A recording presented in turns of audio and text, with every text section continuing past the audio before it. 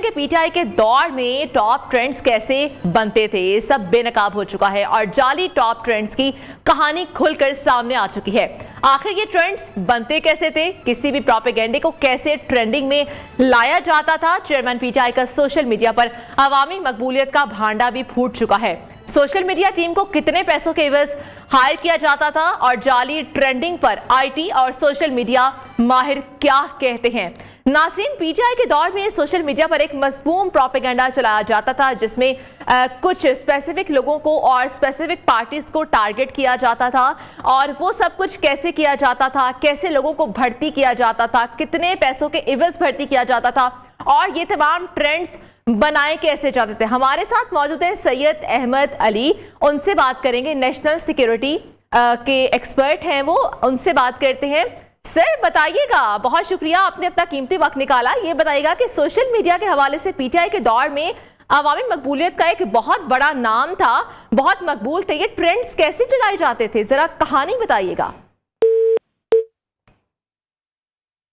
आपको बताएं कि जाली टॉप ट्रेंड्स की कहानी जो है नियो न्यूज की जो पर खुल के सामने आ चुकी है। पीटीआई की किसी भी प्रोपेगेंडे को कैसे ट्रेंडिंग में लाया जाता था और पीटीआई के चेयरमैन ने किस तरीके से हायरिंग की और तमाम तर टीम ने किस तरह से उनका साथ दिया और कैसे लोगों को हायर किया जाता था और वो पैसे जो उनको दिए जाते थे सैलरी पर लोगों को रखा जाता था और वो पैसे कहां से निकलते थे, इस हवाले से भी आपको बताएंगे। और जो ट्रेंडिंग थी वो किस तरीके से की जाती थी, हैशटैग्स कैसे इस्तेमाल किए जाते थे और ट्रेंडिंग में कैसे लाया जाता था, जो कि प्रोपेगेंडा बनाया जाता था वो सोशल मीडिया पर इन हो जाता था और हर बंदे की वॉल पर फीड्स में सिर्फ वही वाली चीजें आ रही होती थी।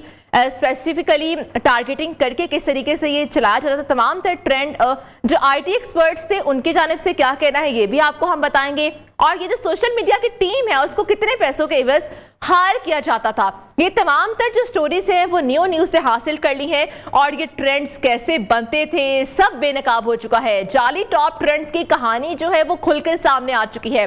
लोगों को हायर किया जाता था और वो पैसे कहां से निकाले जाते थे, हुकूमती पैसे थे जो कि लगाए जाते थे, उन लोगों को मंथली बेसिस पर रखा जाता था, मंथली सैलरीज दी जाती थी और किसी भी प्रोपेगेंडे को कैसे ट्रेंडिंग में लाना है उनको ट्रेनिंग दी जाती थी और उसके बाद जो ट्रेंड होता था उसको अपने मर्जी से बनाया जाता था। सीनियर एंकर पर्सन खरीदा फारूकी हमारे साथ मौजूद है। खरीदा फारूकी साहिबा, बहुत शुक्रिया आपने कीमती वक्त निकाला। खरीदा साहिबा बताइएगा, पीटीआई के दौर में सोशल मीडिया की एक पूरी ट्रेंड चलता था, मुहिम चलाई जाती थी जो कि अब बेनकाब हो चुकी है, क्या कहेंगे इस हवाले से आप? जी बिल्कुल, ये बहुत बड़ा एक्सपोज है और बहुत बड़ा एक स्कैंडल जो है वो बेनकाब हुआ है जिसमें सरकारी खजाने का बेदरेग, नाजायज और गैर कानूनी इस्तेमाल किया गया है ज़ाती तशहीर के लिए। तशहीर तो खैर फिर भी एक मुस्बत लफ्ज़ है, लेकिन यहाँ पर तो प्रोपेगेंडे के लिए और अपने मज़मूम एजेंडे की खातिर, मनफी एजेंडे की खातिर चेयरमैन पीटीआई और पाकिस्तान तहरीक इंसाफ अवाम के टैक्स का पैसा, सरकारी खजाना इस्तेमाल करती रही है। तो ये बहुत से जराइम है, कोई एक जुर्म नहीं है। और टैक्स का पैसा भी वो जो कि अवाम के टैक्स का पैसा है, गरीब के टैक्स का पैसा है, मिडिल क्लास के टैक्स का पैसा है जो कि उनकी अपनी फलाह बहबूद पे लगना चाहिए।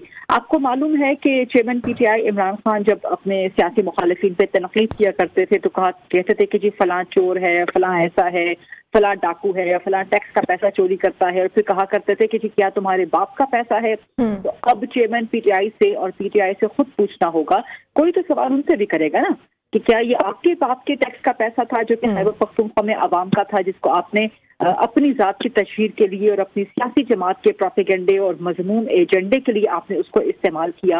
और दूसरी बात सबसे अहम ये है कि ये जो सरकारी खजाने का इस्तेमाल हुआ है ये रियासत के खिलाफ इस्तेमाल हुआ है, रियासती पाकिस्तान के खिलाफ, रियासती इदारों के खिलाफ, अफवाज पाकिस्तान के खिलाफ, पाक फौज के खिलाफ। अब अवाम जो टैक्स का पैसा देते हैं ये वो अवाम है, खैबर पख्तूनख्वा के वो अवाम है जो पाकिस्तान से और रियासत के इदारों से मोहब्बत करते हैं। अभी कुछ अर्से पहले आपने सर्वे देख लिया होगा, उस सर्वे में वाज़ेह तौर पर सामने आ गया था कि जी पाकिस्तान के 80% अवाम फौज से मोहब्बत करते हैं, फौज पर एतबार करते हैं।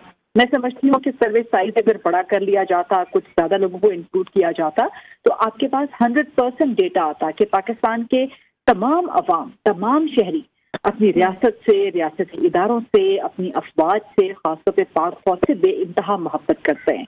تو ایسی عوام خیبر پختونخوا کی جو کہ ریاست سے اور ریاستی اداروں سے محبت کرتی ہے، آپ انہی کے ٹیکس کا پیسہ آپ ریاست کے خلاف استعمال کر رہے ہیں. اس لیے کیا لوگ آپ کو ٹیکس دے رہے تھے؟ کیا غریب طبقہ، مڈل کلاس طبقہ جو اپنی ریاست سے، ریاستی اداروں سے بالکل عوام کا یہ پیسہ تھا. غریدہ صاحبہ یہ بتائیے گا کہ یہ فنڈنگ کہاں سے کی جاتی تھی؟ کیونکہ ریاستی اداروں اور عوام کے درمیان ایک خلل ڈالنے کی کوشش کی گئی، بلکہ ایک مسموم مہم چلائی گئی، تو وہ فنڈنگ جو کرتا تھا وہ تو پھر پاکستان سے نہیں ایسوسیٹ ہوگا بندہ. آپ کیا کہتی ہیں؟ جی فنڈنگ تو آپ کے سامنے آ گئی ہے نا، جو ڈاکیومنٹس ہیں آئی ایم شیور کہ آپ کے پاس ہوں گے، آپ چلا بھی رہے ہوں گے. جو فنڈنگ آ رہی تھی وہ سرکاری خزانے کا استعمال ہو رہا تھا، سرکاری خزانے پہ بھرتیاں کی جا رہی تھیں. اور آپ اگر سارے اعداد و شمار دیکھیں تو آپ کو نظر آتا ہے کہ ایک تو ہزاروں میں انٹرنز ہیں جو کہ بھرتی کیے گئے تھے، جن کے انٹرویوز ہوئے تھے. ان کو 20,000 سے لے کے 40,000 تک کی تنخواہ دی جا رہی تھی. 870 ملین روپے کا، 20,000 سے لے کے 25,000 تک ان کو ماہانہ دیا جاتا تھا، اور 25,000 نوجوانوں کو پروپیگنڈے کے لیے ماہانہ تنخواہ کو رکھا گیا تھا. غریدہ فاروقی ہمارے ساتھ موجود تھی، سینئر اینکر پرسن. بہت شکریہ، آپ نے اپنا قیمتی وقت نکالا.